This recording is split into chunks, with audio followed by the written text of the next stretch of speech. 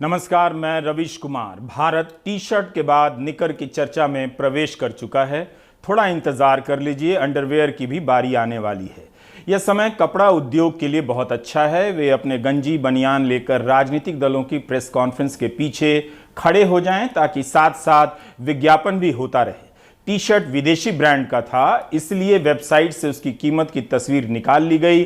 लेकिन क्या आप जानते हैं कि हमारे देश के बड़े नेता, बड़े मंत्री कुर्ते के ऊपर जो रंगीन जैकेट पहनते हैं, दिन में 3-3 बार बदलते हैं, उसका कपड़ा कितना महंगा होता है और उसकी कीमतें क्या होती हैं? मैं इस तरह के जैकेट की बात कर रहा हूं जिसे आप सदरी, बंडी, जवाहर जैकेट कहते हैं। यहां हमने इन तस्वीरों का इस्तेमाल प्रतीक के तौर पर लिया है, लेकिन कई लोगों से बात कर पता चला कि नेताओं के जैकेट का कपड़ा अक्सर 15 से 20 हजार रुपए मीटर का भी होता है। 1.5 मीटर कपड़े में एक जैकेट बन जाता है, जिसकी सिलाई का भी खर्चा जोड़ लीजिए तो हैसियत और शौक के हिसाब से कई सारे नेताओं के जैकेट 50-50 हजार रुपए के होते हैं। जब 41 हजार रुपए की एक टी शर्ट की चर्चा हो सकती है, तब 30 हजार से लेकर 50 हजार, 50 हजार से लेकर 1 लाख रुपए की जैकेट की चर्चा भी हो सकती थी, ताकि लोगों का भ्रम टूट जाता और समझ जाते कि आम चलन में दिखने वाला ये जैकेट कोई 1000-2000 रुपए का नहीं होता। हम इसे व्यक्तिगत मामला नहीं बनाना चाहते, मगर नेता लोग जानते हैं कि 50 से लेकर 1 लाख रुपए का जैकेट कौन पहनता है। यही नहीं, उनका कुर्ता भी 10 से 15 हजार रुपए मीटर का होता है। चर्चा इस पर होनी चाहिए, तो चर्चा हो रही थी टी शर्ट और चड्डी पर। अगली बार मंत्री जी एयरपोर्ट पर मिले तो उनके जैकेट का दाम पूछ लीजिएगा। केवल वही सूट महंगा नहीं होता जिसके धागे पर नमो नमो लिखा होता है। यहां लोगों की जेब जल रही है और हंगामा है कि चड्डी जल रही है। उत्तर भारत का राजनीतिक वर्ग जो कपड़े पहनता है, जो जैकेट पहनता है, उसका अपना एक अर्थशास्त्र है। वह काफी बड़ा बाजार है। बाकी आप अच्छा करते हैं कि इन सब चीजों को नहीं देखते। 15 लाख नौजवान 12वीं की परीक्षा पास कर 2.5 महीने से प्रथम वर्ष की पढ़ाई शुरू होने का इंतजार कर रहे हैं। इस बार केंद्रीय विश्वविद्यालयों में एक राष्ट्रीय परीक्षा से प्रवेश की प्रक्रिया बनाई गई है। उस इम्तिहान की ऐसी क्या तैयारी थी कि अभी तक उसकी प्रक्रिया पूरी नहीं हुई है, नतीजे नहीं आए हैं। साधारण सी बात है कि जब तैयारी नहीं थी तो अगले साल से लॉन्च हो सकती थी, लेकिन इस साल गाजे बाजे के साथ शुरू कर दिया गया कि एक देश एक परीक्षा लागू होने जा रही है। दिल्ली विश्वविद्यालय ने सोमवार को एक पोर्टल लॉन्च किया। जो लोग CUET की परीक्षा में पास करेंगे, अब उन्हें इस नए पोर्टल पर रजिस्ट्रेशन कराना होगा। CUET के लिए अलग अलग कैटेगरी में 500 से लेकर 600 रुपए की फीस दी जा चुकी है। अगर DU के इस पोर्टल के लिए पंजीकरण कराना है तो 250 रुपए की फीस देनी होगी। जिस परीक्षा का रिजल्ट अभी तक नहीं आया है, उसके नाम पर कभी 800 तो कभी 1000 रुपए निकालने का इंतजाम हो चुका है। क्या सभी यूनिवर्सिटी इस तरह के पोर्टल लॉन्च करने जा रही हैं? पता नहीं। अब पता करने का काम थोड़ा आप भी कीजिए। इम्तिहान देने के बाद अब यहां रजिस्ट्रेशन कराइए। ये तब कीजिएगा जब रिजल्ट आएगा। अभी रिजल्ट आया नहीं है। यहां पर आप अपने कॉलेज और विषय को वरीयता के हिसाब से डालेंगे। मान लीजिए कि कहीं कोई सीट खाली रह जाती है और वो आपने नहीं भरी है, तब आप उस सीट के लिए 1000 रुपया देकर दावा कर सकते हैं। यह सिस्टम नोटबंदी की याद दिला रहा है कि अगर जनता को लाइन में खड़ा कर दो तो उसे लगता है कि बहुत जरूरी काम के लिए लाइन में खड़ा कर दिया गया है। उसी तरह अगर एडमिशन ना हो, उसके पहले ये फॉर्म वो फॉर्म भरने में लगा दिया जाए, तो छात्रों को लग सकता है कि एक का इंतजार खत्म हुआ, दूसरे का शुरू हो रहा है। क्या यह योजना अगले साल लागू नहीं हो सकती थी जब तैयारी नहीं थी? छात्र इस वेबसाइट को ध्यान से भरें, गलती होने पर भारी नुकसान हो सकता है। कि रजिस्ट्रेशन प्रोसेस आज शुरू कर रहे हैं, तो ये 21 डेज हम सोचते हैं कि रजिस्ट्रेशन चला के रखेंगे। रिजल्ट आने के बाद भी चलता रहेगा। जब तक फर्स्ट राउंड नहीं हो रहा है तो लोग अपने प्रेफरेंसेस भरते रहेंगे, कोई ऐसी बात नहीं है।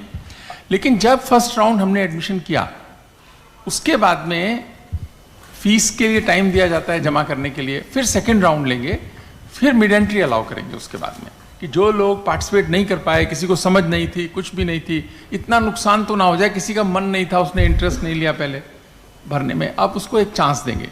और स्टूडेंट्स को भी प्रेफरेंसेस चेंज करने का भी चांस देंगे वहाँ पे हम फिर। कि आपको लगा कि आपने पहले कुछ गलत भर दिए। भारत एक निम्न मध्यम वर्गीय देश है। प्रधानमंत्री की आर्थिक सलाहकार समिति की रिपोर्ट में इसे लोअर मिडिल क्लास कंट्री कहा गया है। इस देश के युवाओं से परीक्षा के नाम पर पैसे लेने के 3-3 चरण हैं। इस पर कोई बहस नहीं होगी क्योंकि देश चड्डी और टी शर्ट में उलझा हुआ है। आपने एक परीक्षा की फीस दे दी है, पास कर ली है, कोई सीट खाली है, उस पर दावा करने के लिए फिर से फीस देनी पड़ेगी, वो भी परीक्षा की फीस से ज्यादा 1000 रुपए। उस पर क्यों नहीं बहस है?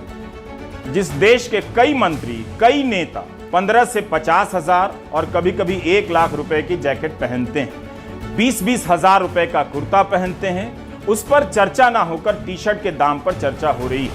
इससे 15 लाख युवाओं और उनका परिवार इस बात से अपना ध्यान हटा पाता होगा कि 4 महीने खाली चले गए, एक रत्ती पढ़ाई नहीं हुई है, लेकिन आप कहते रहिए कि विश्वगुरु बन गए हैं।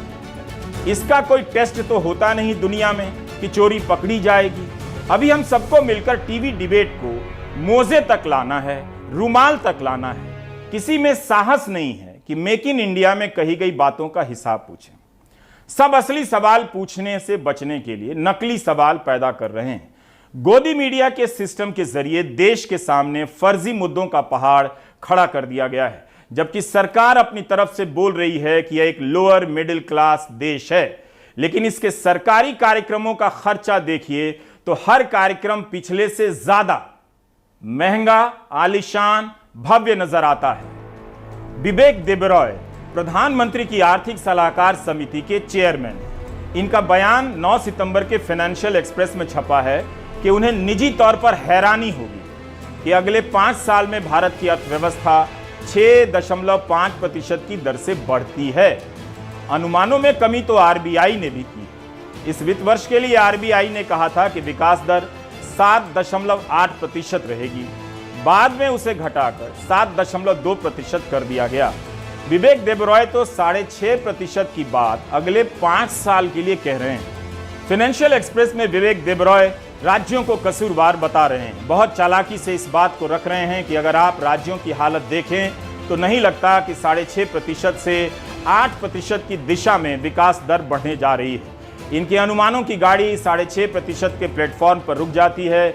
लगता है राज्यों की रेवड़ी की तरफ इसीलिए फोकस किया गया है ताकि पदयात्रा पर निकली अर्थव्यवस्था के लिए कोई केंद्र की तरफ ना देखे। यही विवेक देबरॉय हैं जिन्होंने 30 अगस्त 2022 को कहा कि अगर 25 साल तक भारत की अर्थव्यवस्था 7 से 7.5% की दर से बढ़ती है तो 2047 तक अर्थव्यवस्था का आकार $20 ट्रिलियन का हो जाएगा। 9 दिन बाद बोल रहे हैं कि अगले 5 साल में 6.5% की दर से वृद्धि हो जाए तो बड़ी बात होगी। क्या भारत की अर्थव्यवस्था पदयात्रा पर निकल चुकी है, पैदल हो गई है? इसे लेकर जितने भी हवाई सपने दिखाए गए वो कहां हैं? क्यों कहा जा रहा है कि 6.5% की विकास दर अगले 5 साल में दिख जाए तो बहुत है? 2014 में शेर इतना छाया हुआ था कि मेक इन इंडिया के लिए शेर को ही प्रतीक चिन्ह बनाया गया। उसके बाद 2016 में मुंबई में इसका एक शानदार और भव्य आयोजन हुआ। इन आयोजनों की भव्यता और उस पर खर्च होने वाले पैसे की परवाह न तब जनता ने की न अब करती है। 2014 में लोगों की आंखें फटी रह गई होंगी कि अब कुछ होने वाला है, इतना बड़ा आयोजन हो रहा है तो जरूर कुछ होगा। 8 साल बाद रिजल्ट तो पूछ ही सकते हैं कि उसका क्या हुआ। ये जो शेर बनाया गया था कलपुर्जों वाला, इसमें कभी जान आई भी या नहीं? मैन्युफैक्चरिंग में भारत शेर बनने वाला था, क्या बना? क्या आप जानते हैं कि भारत सरकार ने तय किया था कि 2022 तक जीडीपी में मैन्युफैक्चरिंग सेक्टर की हिस्सेदारी 25% तक हो जाएगी। 2022 आ गया है, यह कितने प्रतिशत पर पहुंची है पूछिए। उस समय इस आलीशान कार्यक्रम में दावा किया जाता था कि 10 करोड़ नई नौकरियां पैदा की जाएंगी। क्या पैदा हो गई? किसे मिली हैं वो नौकरियां? पिछले साल अगस्त की तुलना में इस अगस्त में निर्यात में 1.5% की कमी आ गई है। अगर मेक इन इंडिया कामयाब होता तो शायद ये कमी ना आती, जबकि इसी दौरान आयात में 36.8% की वृद्धि हुई है। अप्रैल से लेकर अगस्त के बीच भारत ने $192.6 बिलियन का निर्यात किया है, जबकि $317.8 बिलियन का आयात किया है। एक साल में व्यापार घाटा 2.5 गुना बढ़ गया है, जो अच्छा नहीं माना जाता है। मेक इन इंडिया के परिणामों की समीक्षा तो कभी हुई नहीं। 2020 में आत्मनिर्भर अभियान ले आया गया, इसके 2 साल बीतने जा रहे हैं। 2 साल और बीत जाएंगे तो कहीं आत्मत्याग अभियान ना लॉन्च हो जाए कि बनाने बेचने की जरूरत क्या है, अब त्याग कीजिए। हम मेक इन इंडिया से आत्मनिर्भर तक आ गए हैं, पर्दे बदलते रहिए मगर घर की हालत ठीक नहीं हो रही। प्रधानमंत्री का यह भाषण सितंबर 2014 का है।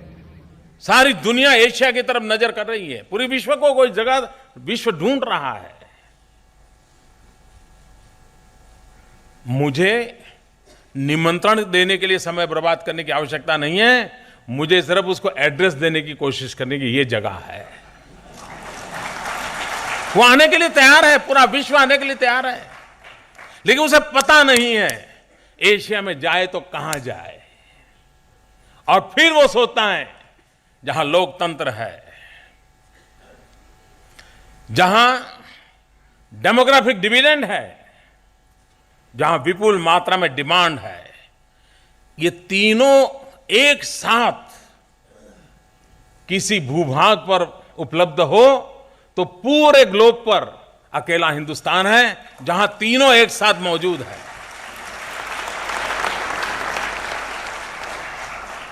जो इन तीनों का सकारात्मक रूप से उपयोग करता है, हम डेमोक्रेसी का, डेमोग्राफिक डिविडेंड का और डिमांड का, इनको सही तरीके से अगर हम तालमेल करते हैं, मुझे विश्वास है कि दुनिया को भारत का पता बताने के लिए हमें नहीं निकलना पड़ेगा।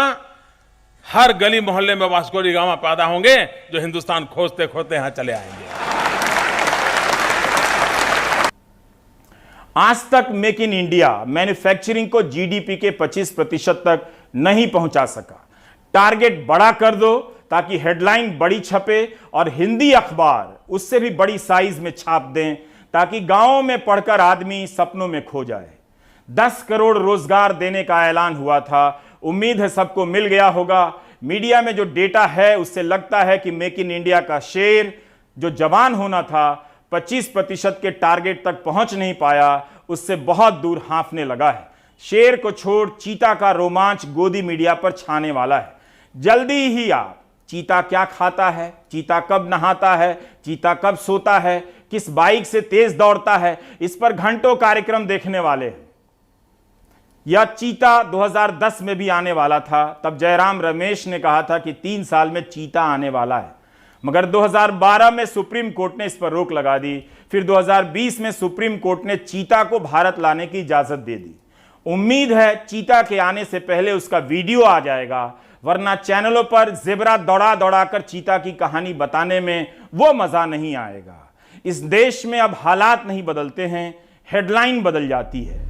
उमर खालिद, इस प्रतिभाशाली छात्र का जीवन जेल के अंधेरे कमरों में बंद कर दिया गया है। 2 साल से जमानत का इंतजार कर रहे उमर ने रोहित कुमार को पत्र लिखा है कि जेल में शाम होती है तब कुछ कैदियों के लिए उजाला होता है, जब रिहाई पर्चे से उनका नाम पुकारा जाता है। 2 साल से उमर हर रात उस अनाउंसमेंट को ध्यान से सुन रहे हैं और उसमें अपना नाम खोजते रहते हैं। लाउडस्पीकर पर जैसे ही आवाज आती है, नाम नोट करें, इन बंदी भाइयों की रिहाई है, उमर को लगता है एक दिन उसका भी नाम पुकारा जाएगा। उमर ने लिखा है कि कितने ही कानून हैं जो ब्रिटिश राज की याद दिलाते हैं, लेकिन बातें हो रही हैं कि हम ब्रिटिश काल की निशानियों से मुक्ति पा रहे हैं। क्या लोग नहीं देख पाते हैं कि राउलेट एक्ट और यूएपीए एक्ट में कोई अंतर नहीं लगता? हमारे जैसे कई लोग बिना ट्रायल के ही महीनों से जेल में बंद हैं। पता नहीं ट्रायल कब शुरू होगी। यूएपीए लगाकर हमें कई साल तक जेल में रखा जा सकता है, दोष साबित करने की अब जरूरत भी नहीं लगती। जेल में भी अधिकारी पूछते हैं, उमर तुम्हें बेल क्यों नहीं मिल रही है? उमर ने लिखा है कि जेल में समाचार पत्र मिलते हैं, अंग्रेजी समाचार पत्रों में कुछ तो पत्रकारिता की बुनियादी बातें होती हैं, लेकिन हिंदी अखबारों में जब उसके बारे में कवर किया जाता है तो पत्रकारिता की सारी मर्यादाओं को धूल में उड़ा दिया जाता है। मेरी जमानत की सुनवाई की खास तरह से रिपोर्टिंग की जाती है। मेरे वकील के तर्कों को ठीक तरह से नहीं छापा जाता। जब सरकार के वकील कुछ भी कहते हैं वो पहले पन्ने की हेडलाइन होती है, जब मेरे वकील कहते हैं तो भीतर के पन्नों पर खबर छपती है। इस पत्र में उमर ने विस्तार से लिखा है कि कैसे हिंदी के अखबारों ने उनके केस के बारे में गलत रिपोर्टिंग की है। उमर खालिद का यह पत्र द वायर में छपा है। इसमें एक सवाल है, उमर ने उठाया है कि झूठ की इस विशालकाय मशीन से हम कैसे लड़ें। इस सवाल का जवाब हाउसिंग सोसाइटी वालों के व्हाट्सएप ग्रुप में पूछना चाहिए। झूठ ही इस समय का सबसे बड़ा सच है। गोदी मीडिया को अगर झूठ बोलने से रोका जाएगा तो उसके एंकर खुद ही रेत खाने लग जाएंगे। इसलिए उनके मानवाधिकार के लिए जरूरी है कि उन्हें झूठ बोलने दिया जाए। भारत में जल्दी ही एक केंद्रीय झूठ अधिकार आयोग बनेगा जो सच बोलने पर लोगों को सजा देगा। उसके बनने तक दूसरी संस्थाएं उसके बदले काम करती रहेंगी। गोदी मीडिया के झूठ से लड़ना हर दिन मुश्किल होता जा रहा है। उमर खालिद की निराशा समझ आती है। आज प्रेस क्लब में उमर खालिद और अन्य राजनीतिक कैदियों की रिहाई को लेकर एक प्रेस कॉन्फ्रेंस हुई। इसमें पूर्व जस्टिस संजना प्रकाश, बुकर पुरस्कार विजेता गीतांजलि श्री, पत्रकार चिंकी सिन्हा भी शामिल हुई। मुख्तलिफ हालात गुजरे, उसके बावजूद उसकी हिम्मत और हौसले में किसी किस्म की कोई कमी नहीं है कि जिस तरह की लड़ाई वो लड़ रहा है दलितों के लिए, आदिवासियों के लिए, माइनॉरिटीज़ के लिए, उस लड़ाई में ये मरहला तो आना है जेल का, लेकिन ये अंदाज़ा नहीं था कि वो इतना लंबा हो जाएगा। ठीक यही काम उमर खालिद कर रहे थे। खालिद सैफी, गुलफिश शाम, बाकी तमाम लोग, वो कोई राज्य को उखाड़ फेंकने का युद्ध नहीं कर रहे थे। ये बात बहुत स्पष्ट है। उमर खालिद व दूसरों को रिहा किया जाए, स्वाभिमान से अपने देश में गुजर बसर करने दिया जाए। आवाज उठाने की सजा इतनी लंबी कि जमानत तक नहीं मिली। 2 साल से जिंदगी सलाखों के पीछे गुजर रही है, लेकिन बाहर उमर के साथ खड़े होने वालों की कमी नहीं। माँ की आंखों में आंसू नहीं, रोष है।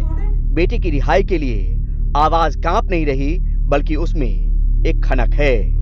आज के नौजवानों से मैं यही कहना चाहती हूँ कि वो अपने दिल से जालिमों का और इन तमाम जो फाशिस्ट कुव्वतें हैं, इनका खौफ अगर वो अपने दिल से निकाल देंगे तो उनके अंदर वो हिम्मत और ताकत आएगी जिससे वो इनसे लड़ने के लिए तैयार हो सके। उपन्यासकार गीतांजलि श्री भी मंच पर रहीं।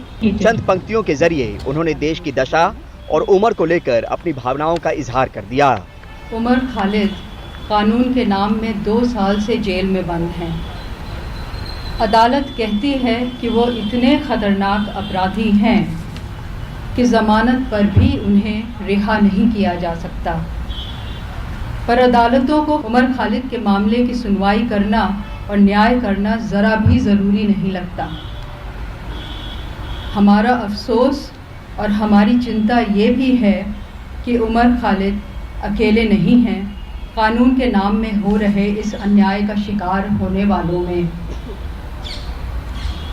ये देश हमारा है, ये समाज हमारा है, संविधान और कानून व्यवस्था हमारे हैं, ये बच्चे, ये बुजुर्ग हमारे हैं, प्रेम हमारा है, अधिकार हमारे हैं, जिम्मेदारी हमारी है।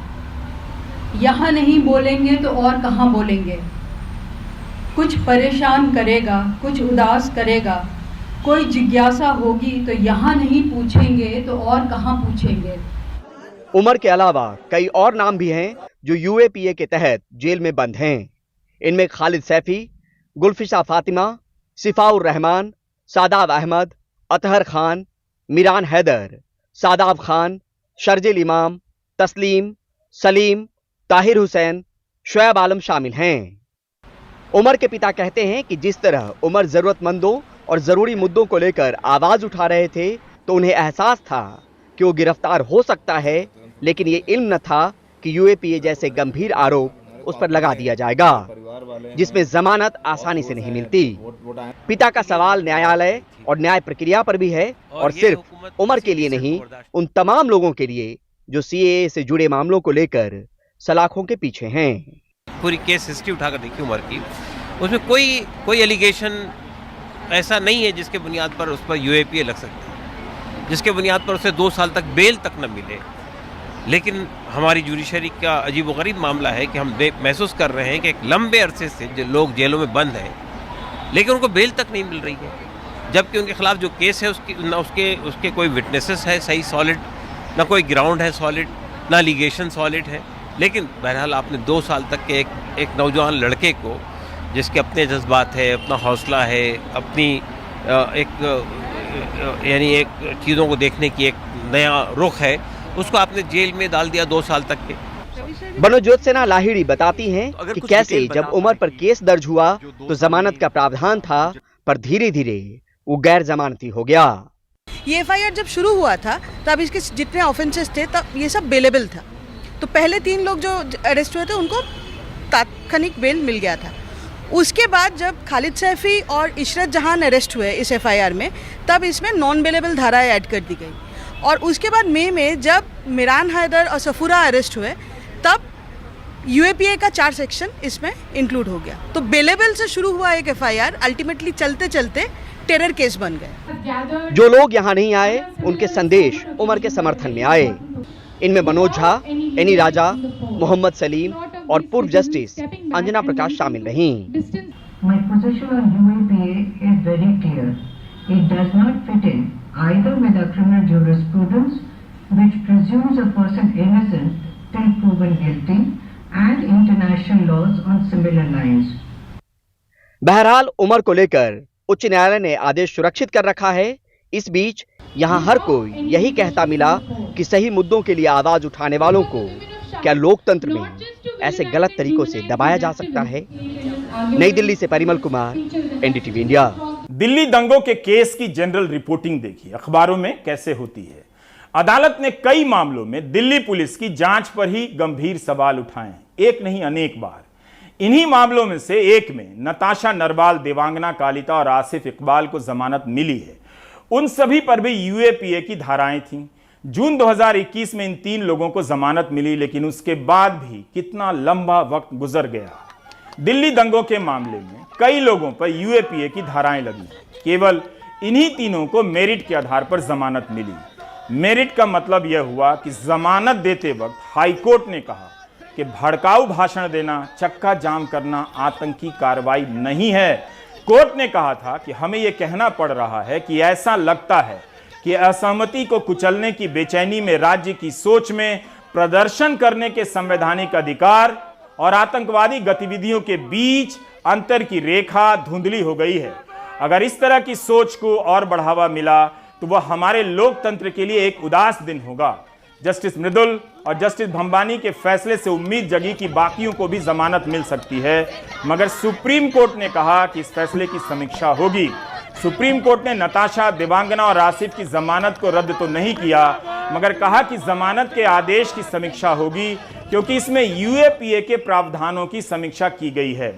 इस आदेश के बाद सुनवाई पूरी होने और फैसले का इंतजार है। तब सुप्रीम कोर्ट ने साफ साफ कह दिया था कि हाई कोर्ट के इस फैसले का इस्तेमाल नजीर के तौर पर नहीं किया जाएगा। यह मसला लोगों की उस स्वतंत्रता का है जो संविधान ने उनको दी है, और वह स्वतंत्रता है जो खुद अभी मुख्य न्यायाधीश ने कही कि जिसे भी अन्याय समझते हैं उसके खिलाफ आवाज़ उठाने का।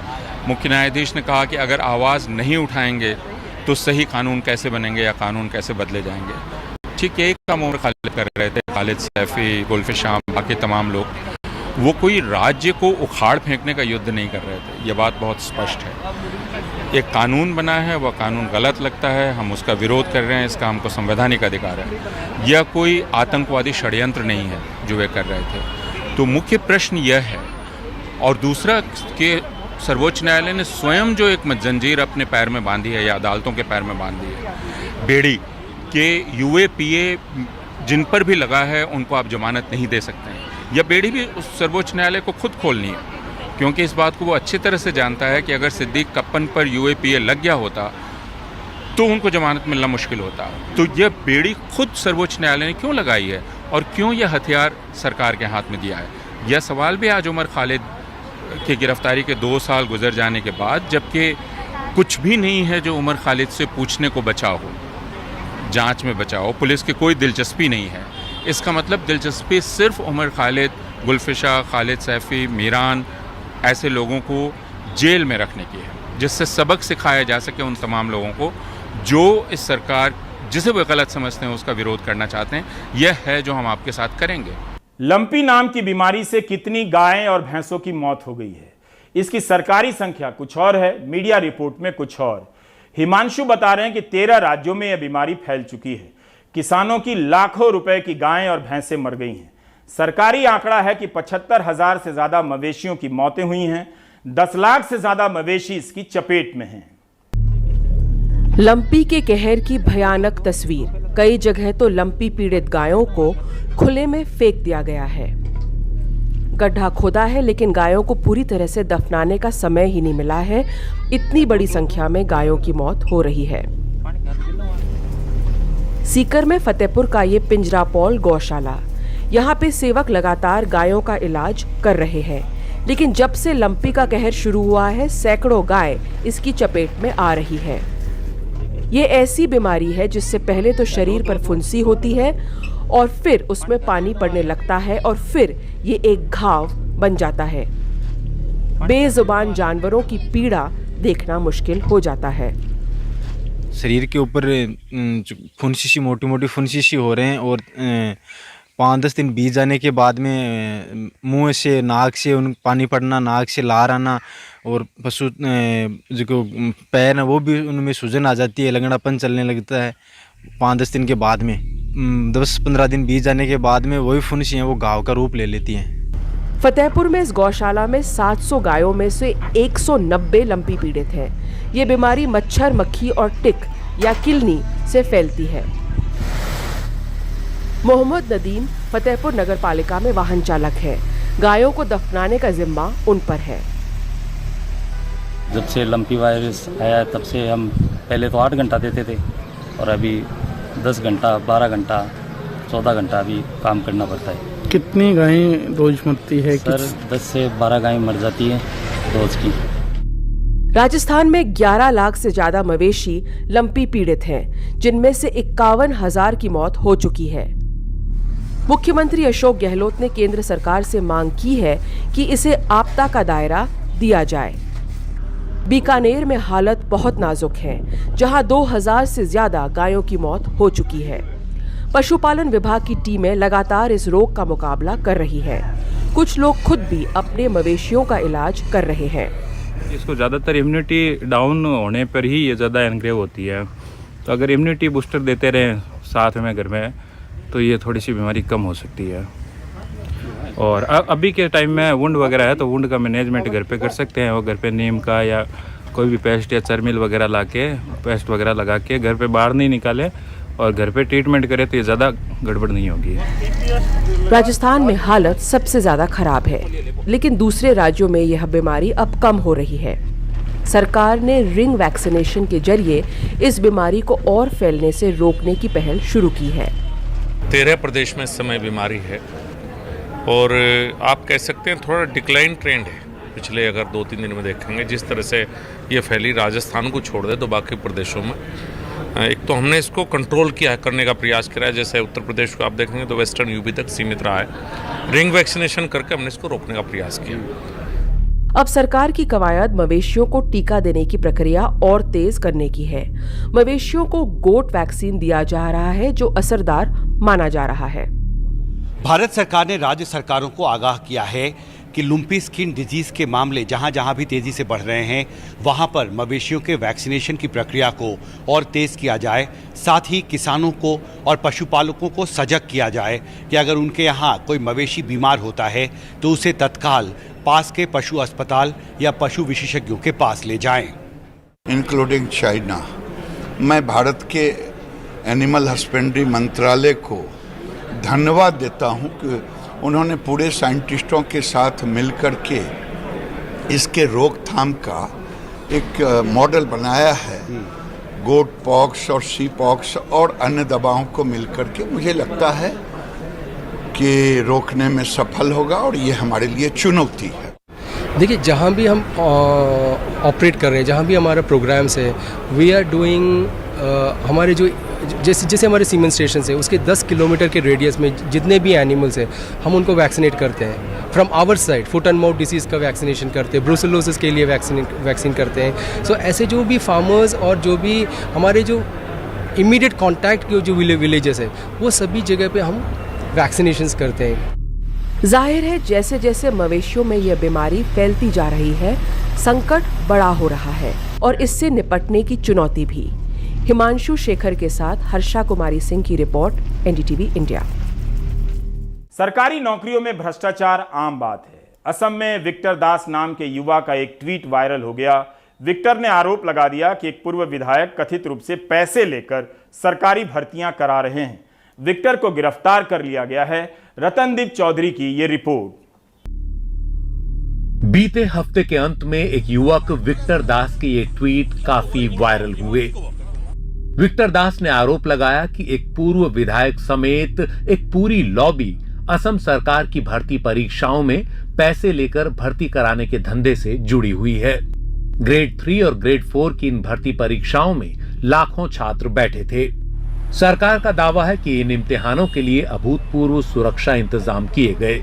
यहां तक कि परीक्षा केंद्रों के बाहर धारा 144 लगाई गई और इम्तिहान के दौरान मोबाइल इंटरनेट पर भी पाबंदी लगा दी गई ताकि परीक्षा पत्र लीक न हो सकें। परीक्षा में लाखों छात्र बैठे थे, लिहाजा विक्टर दास का ट्वीट काफी वायरल हो गया और युवाओं ने इसे गंभीरता से लिया। विक्टर एक प्राइवेट कोचिंग सेंटर चलाते हैं और एक सरकारी स्कूल में शिक्षक भी हैं। इस ट्वीट के बाद गुवाहाटी पुलिस ने उनसे गहन पूछताछ की और फिर गिरफ्तार कर लिया। ट्वीट में जो भी आरोप लगाए गए, हमने उनकी जांच की और दावे को गलत पाया। वो समाज में तनाव पैदा करने की कोशिश कर रहे थे। उन्होंने पैसे ऐंठने के लिए आपराधिक साजिश की। मेरे बेटे ने सरकार के खिलाफ कुछ नहीं कहा। वो भर्ती प्रक्रिया में पैसे लेने की कोशिश करने वालों के खिलाफ था।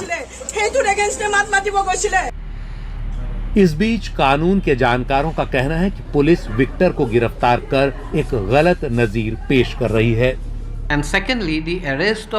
विक्टर दास की गिरफ्तारी सीआरपीसी के प्रावधानों के मुताबिक नहीं हुई। अगर किसी ने आरोप लगाए और पुलिस ने उन्हें गलत पाया तो इसका ये मतलब नहीं कि उसको वो गिरफ्तार कर लेंगे। ये एक बहुत ही गलत नजीर है। उधर विपक्ष इस मुद्दे पर सरकार पर हमलावर है। उसका आरोप है कि हेमंत सरकार जानकारी देने वाले को ही सजा दे रही है। हम चाहते हैं कि पुलिस संदेश देने वालों को ना मारे, बल्कि पुलिस घोटाले की जांच करे।